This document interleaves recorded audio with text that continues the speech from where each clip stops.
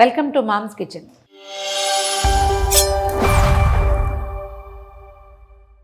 రకరకాల హల్వాలు చేసుకుంటామండి.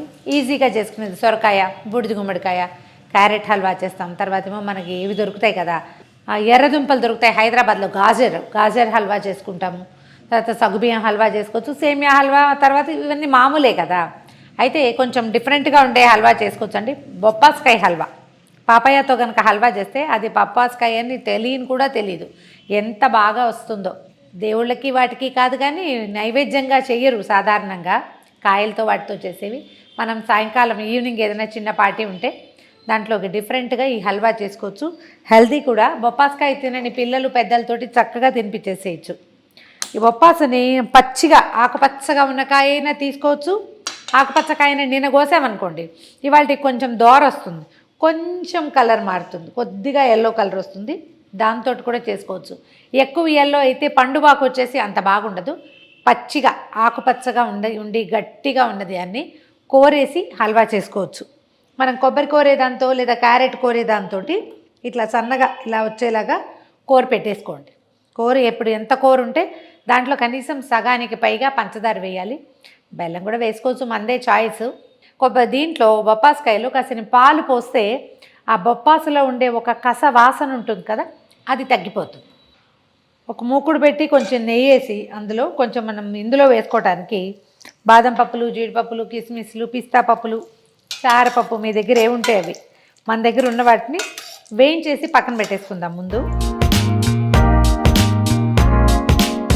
ఇవేంటంటే పనిలో పని చేయటం, ఇది ఒక అలవాటుగా ఉంచుకోవాలి. పాయసం చేయాలంటే ముందు జీడిపప్పులు వేయించి పక్కన పెట్టుకోవాలి.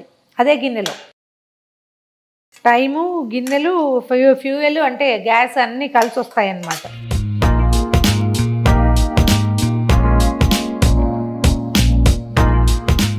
కోరి పెట్టుకున్న బొప్పాసు గుజ్జును వేసేయండి.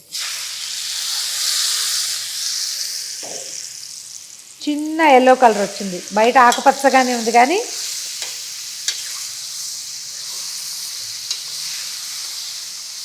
ఈ కోరుని నేతిలో వేయించండి కాసేపు.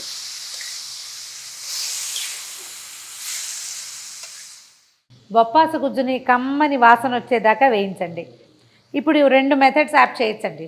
ఒకటి మనం పాలు పోసేసి ఉడికించవచ్చు, ఒకటి లేదా కోవా కొని తెచ్చి పెట్టుకుంటే కనుక కోవా వేసుకోవచ్చు. మూడోది కండెన్స్డ్ మిల్క్ కూడా వేసుకోవచ్చండి. మనం పంచదార పోసాక తక్కువ పంచదారతోటి కండెన్స్డ్ మిల్క్ వేసుకోవచ్చు. మనం ఏం చేద్దామంటే మన దగ్గర ఉన్న పచ్చి పాలు కొంచెం కాచిన పాలే ఇవి పోసేసుకుందాం అందులో. ఈ పాలతోటి ఈ బొప్పాస గుజ్జును ఉడకనిద్దాం. దీన్ని ఒక మాదిరి సిమ్లో ఉంచి స్టవ్ మీద వదిలేయండి. అప్పుడప్పుడు అకేషనల్గా కొంచెం కదిపితే సరిపోతుంది. మనం పోసిన పాలన్నీ పీల్చేసిందండి. గమనించండి, ఒక్కొక్కసారి పాలు పోయగానే కొద్దిగా విరిగినట్లు అవుతుంది. ఏం కంగారు ఏం లేదు, విరిగినా ఏం పర్వాలేదు. మెల్లిగా ఇది మొత్తం అంతా అబ్జర్వ్ అయ్యేదాకా ఉంచండి. అది ఎట్లా ఉంటుంది, పన్నీర్ కలిసినట్టుగా ఉంటుంది, రుచి బాగానే ఉంటుంది. దానికి ఇందాక మనం కొలుచుకున్న దాంట్లో ముప్పాతిక వేస్తే సరిపోతుంది. పంచదార వేసేద్దాము. ఇది నీరు ఉండగానే కనుక షుగర్ వేసామనుకోండి, కలిసి పాకం రావడానికి చాలా టైం తీసుకుంటుంది. అందుకని నీరు ఎగిరిపోతే అప్పుడు అది పూర్తిగా వేగిపోయినట్టు. ఇప్పుడు పంచదార పాకం రావడమే అన్నమాట. మళ్ళీ ఈ పంచదార అంతా కరిగి ఈ తీపంతా గుజ్జుకు పట్టేదాకా స్టవ్ మీద ఉంచాలి. కొంచెం ఓపికతో చేస్తే ఇది అసలు ఏం హల్వానో జనం గుర్తుపట్టలేనంత రుచిగా కుదురుతుంది. పంచదార పైగానే పల్చగా అయిపోయి గిన్నె నిండా వచ్చిందా. ఇప్పుడు చూడండి, మళ్ళీ దగ్గరకు వచ్చేస్తాం. ఇది అడ్డుకోకుండా వచ్చే వరకు పొయ్యి మీద ఉంచాలి. ఇంకా కొంచెం అతుక్కుంటుంది కదా. దీంట్లో నెయ్యి కూడా అంత ధారాళంగా వేయక్కర్లేదండి. ఒక మాదిరి మొదట వేగితే చాలు. కొంచెం నెయ్యి వేసుకుంటే నేతి వాసన వస్తుంది అంతే. ఇంకొక కనీసం 5-6 నిమిషాల పాటు దీన్ని స్టవ్ మీదే ఉంచాలి.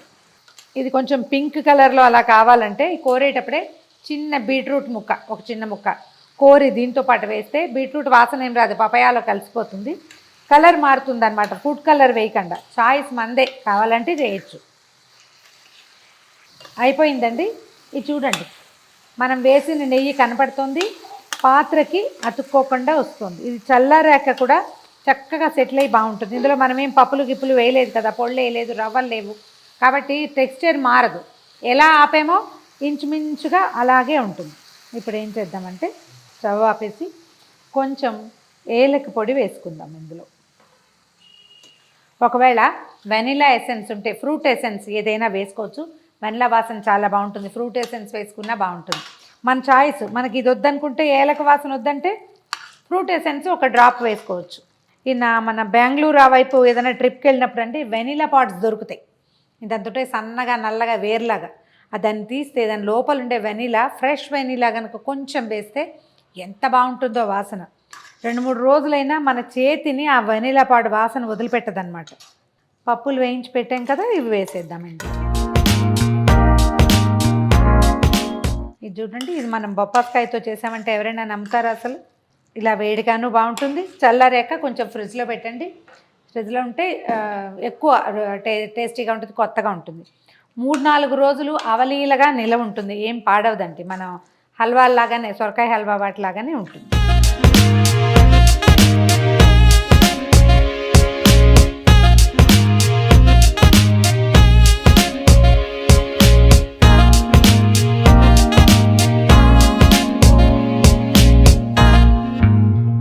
గుమగుమలాడే బొప్పాస్కాయ హల్వా రెడీగా ఉంది. ట్రై చేసి చూడండి. ఈ వీడియో కనుక మీకు నచ్చినట్లయితే లైక్ చేయండి, షేర్ చేయండి. మరిన్ని ఇంట్రెస్టింగ్ వీడియోల కోసం సుమన్ టీవీ మామ్స్ కిచెన్ని సబ్స్క్రైబ్ చేసుకోండి.